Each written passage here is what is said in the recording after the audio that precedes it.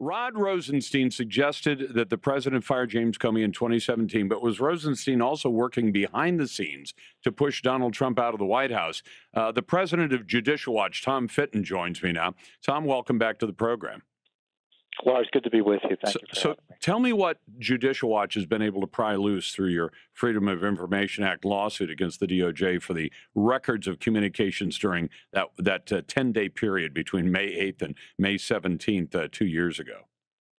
Well, we haven't pried loose anything because of the Justice Department's playing games with us. So we sued for this 10 Days in May material. Remember the great movie 10 Days in May, where Comey was fired. There were these alleged discussions between Rosenstein and Andrew McCabe and others at the FBI about wearing a wire on the president.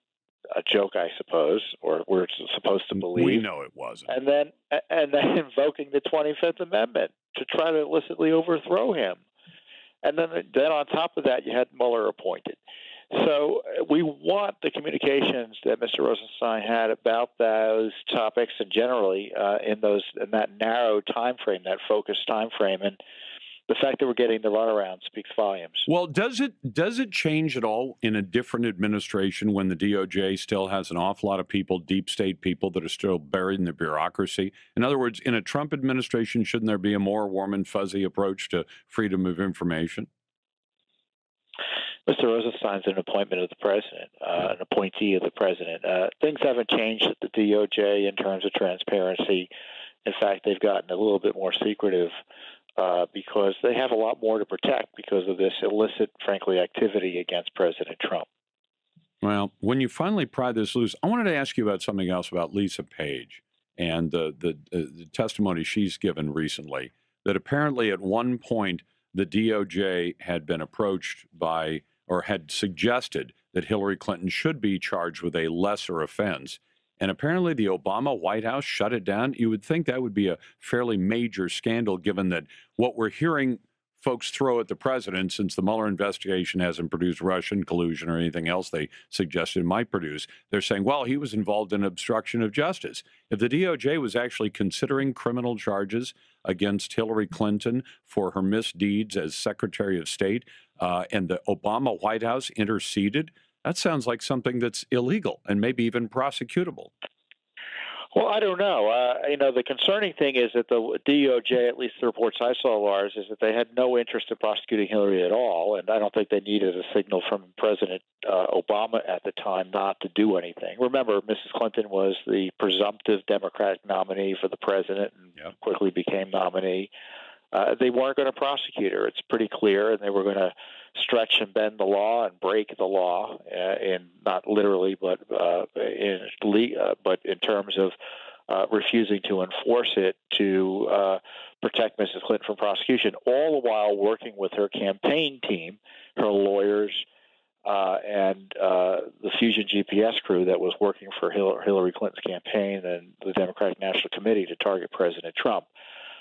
You can't separate the protection racket for Hillary Clinton with the get Trump racket that the DOJ and FBI was simultaneously running. It's amazing to me that in this country that you see so many of these misdeeds, and the people who ought to be indicted, ought to be tried, ought to be convicted, and ought to serve, if not time behind bars, then at least get the legal sanctions against them. The bad guys don't seem to get prosecuted, and a lot of people who haven't done anything get targeted by Mueller and company and the DOJ, and it seems that it's very, very difficult to get all those kinds of actors within the DOJ who've been doing these things, using it as a political agency, to get them out of there.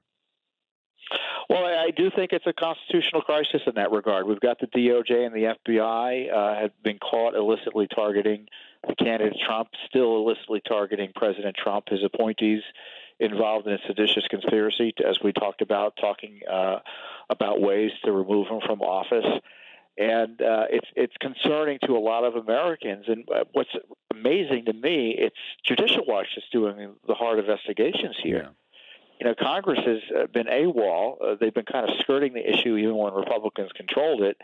Rod Rosenstein, there's little doubt he was talking about invoking the 25th and, quote, joked about wearing a wire. And it was not a joke. Yeah. The joke that's not a joke. They've yet to question him, Congress has about that, even though it came out now 6 months ago. And yet they're not acting on it. Would you mind sharing with me, Tom? I'm talking to Tom Fitton from Judicial Watch, the president of the group. Do you know what to expect in the Mueller investigation? Is this thing going to be just nothing? Well, we found a lot of unsavory stuff, but nothing prosecutable, no crimes, none of that. And that's why people like Nancy Pelosi came out this week and said, we're not going to pursue impeachment of President Trump. Is that why? I think that's a fair reading. I'm suspicious that the Mueller investigation is never really going to end, and any report is going to be another dossier against President Trump. Look, everyone in D.C. has known there's no Russia collusion with the Trump organization, the Trump campaign, President Trump. They've known it for a long time, at least since the beginning of last year. And, we've had all these indictments about Russian interference in the campaign of these foreign Russian actors, Lars, and they've gone out of their way to say no Americans knowingly cooperated with this. It's over, and it's been over for a long time. So the zombie investigation has been allowed to go forward. And Nancy Pelosi is recognizing the obvious, but leaving her options open in case something happens. If she were truly believed that there should be no impeachment, she'd rein in her committee chairmen who are currently harassing the president and his allies with 81 document requests. I think she's afraid of some of the new young Turks in the Congress. I think for somebody who's obviously able to operate the political levers of power, she's having a real tough time because they're running roughshod over here. Tom, thank you very much. Nancy Pelosi, the conservative. Yeah, exactly. Exactly. That's Tom Fitton from Judicial Watch.